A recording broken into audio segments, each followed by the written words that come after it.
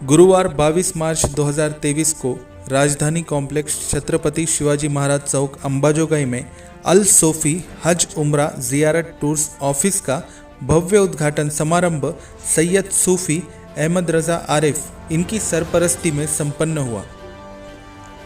इस समारोह में शहर के उलेमा, हुफ्फाज और राजकीय व सामाजिक क्षेत्र के कई दिग्गज नेता, पत्रकार, समाज सेवक और नागरिकों ने सैकड़ों की संख्या में अपनी उपस्थिति दर्शाई। इसी के साथ टूर्स के आयोजक सैयद अली रज़ा आमिर इनको शुभकामनाएं दी। समारोह की शुरुआत कुरान की तिलावत और नात से की गई। इस अवसर पर सूफी अहमद रज़ा आरिफ इन्होंने हज उम्रा यात्रा के विषय पर व्याख्यान देते हुए इस टूर्स में मिलने वाली सुविधाओं के बारे में आए हुए मेहमानों को जानकारी दी। अल सूफी हज उम्रा और ज़ियारत टूर्स का यहाँ पे आज उद्घाटन होने जा रहा है। यहाँ पर उपस्थित एडवोकेट मीर महाजन अली साहब, मौलाना जी, काजी साहब, नबी शेख, मोइन भाई, पत्रकार हमारे दत्ता जी अम्बेकर और सभी बुजुर्ग और भाइयों, सबसे पहले मैं आप सब लोगों की तरफ से बाबा अरे बाबा को मुबारकबाद देता हूँ कि आज शहर अंबाजोगाई की एक जरूरत थी कि यहाँ पर इसके पहले अपन सब लोगों ने देखा होगा कि जब हज और उम्रा को हम लोग जाते हैं तो काफी तकलीफ और दिक्कतें हम लोगों को आती थी। बाहर के टूर वाले हमारे पहचान के नहीं रहते थे, उनके तो हम लोग जो टूर बुक करते थे तो कई बार टूर की तारीख मिस हो गई। जिन्होंने टूर का ऑर्डर लिया वही गायब हो गए। ऐसे बहुत से किस्से यहाँ पर हुए थे, लेकिन आज यहाँ पे हरि बाबा के माध्यम से यहाँ पे ये जो टूर की शुरुआत हुई तो मेरे को लगता है कि अपने अतराफ के सभी लोगों का बहुत अच्छी तरीके से इंतजाम होगा। एक उनके भरोसे से एक अच्छे तरीके का टूर, जैसा कि अभी बाबा बता रहे थे कि सभी लोगों को एक अच्छी फैसिलिटीज वहाँ पे मिलेंगे, अच्छे तरीके का टूर होगा और कहीं भी कुछ धोखाधड़ी होने का सवाल ही नहीं आएगा कि खुद बाबा ही उसकी जब जिम्मेदारी ले रहे तो मेरे को लगता है कि बहुत अच्छी तरह से ये होगा। फिर एक बार मैं आपको इस अंबाजोगाई के सभी लोगों की तरफ से हरि बाबा को मुबारकबाद देता हूँ कि उन्होंने यहाँ पर आगे बढ़ के ये टूर का ऑर्गेनाइजेशन यहाँ पे शुरू किया, इसलिए इनको मुबारकबाद देता हूँ। मैं थोड़ा आने में लेट हो गया और आने के बाद भी मेरे को 2 अल्फाज बोलने का मौका दिया, इसलिए शुक्रिया। अब आपको ये बताना मेरा मंशा है कि हम बाहर क्यों आए। कि कोई पूछे कि सूफी साहब के बच्चों को अब क्या कम पड़ गया जो बाहर शहर में आ गए, कुछ नहीं, किसी चीज की कोई नहीं। सबसे बड़ी चीज है कि हमारे घर को आप लोग इज्जत देते हैं, यही हमारी सबसे बड़ी दौलत है। हर साहिबे अकल हमको कबूल करता है, जिसको भी अल्लाह ने अकल दी है वो हमको कबूल करता है। उसका धर्म हमने नहीं पूछा कि तेरा धर्म क्या है, हम समझ गए कि उसको अकल है इसलिए हमारे पास। मेरे वालिद मोहतरम से लेके आज तक हिंदू समाज ने हमको बहुत इज्जत दी, जैन समाज ने हमको बहुत इज्जत दी, मारवाड़ी समाज ने हमको इज्जत दी।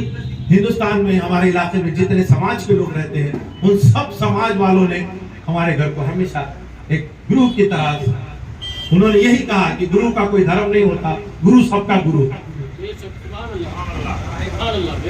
ये आज बाहर आने का मंशा ये है कि जब आदमी अपना हलाल का पैसा जमा करके अल्लाह के घर का जब इरादा करता है, उस वक्त कुछ एजेंट लोग फ्रॉड कर रहे हैं। जैसे कि अभी नांदेड़ का वाकये को ये पत्रकार संगठन जितना समझती है, मुझे भी इतना इल्म नहीं है, टीवी चैनल्स पर अखबारात में न्यूज आई कि इतना बड़ा फ्रॉड हुआ, करोड़ों का घपला हुआ, उसमें करोड़ों के हाजियों के पैसे उन्होंने खा गए। और ये धोखाधड़ी और अपने अरकान को पूरा करना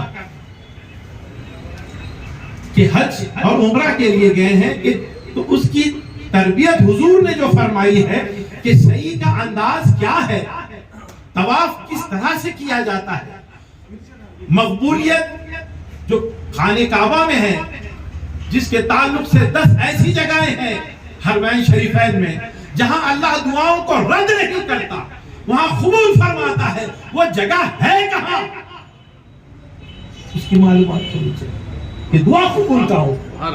हर जगह हम हाथ उठा के खड़े हो गए, दुआ नहीं हो रही, लेकिन हुजूर ने इरशाद फरमाया इन मकामात पर दुआ किया करो, यहाँ दुआएं कबूल होती।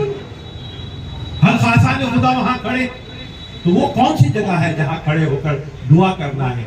इन तरबियत की खातिर और हलाल के और जायज पैसों का सही इस्तेमाल होकर उस बारगाहे हरमैन शरीफैन मक्कतुल मुकर्रमा हो या मदीनतुल मुनव्वरा हो, इन बारगाहों से हमारी अवाम वहां से कुछ हासिल करके वापस आए, ये इस इरादे की खातिर यहाँ पर हमने हज उम्रा का ये एक मकाम मरकजी हैसियत एक मरकज के सामने हम मकाम कायम रखते। हमारा भी एक मरकज है यहाँ, इस मरकज के सामने एक मरकजी हज उम्रा का एक मकाम बनाया जाए, कहां से लोगों को इत्मीनान हो कि यहाँ पर। अब हजरत सूफी साहब किबला से पूछा गया है कि आपने कितने हज किए, हजरत खामोश हो जाए। हजरत पूछते कि अल्लाह खाना खिलाया है तुमको,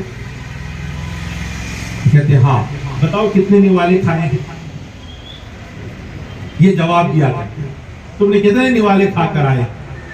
तो फिर मैं क्यों कहूं कि मेरे रब ने मुझे नेमत दी, तो मैं गिन गिन के बताऊं कि मैं इतनी बार।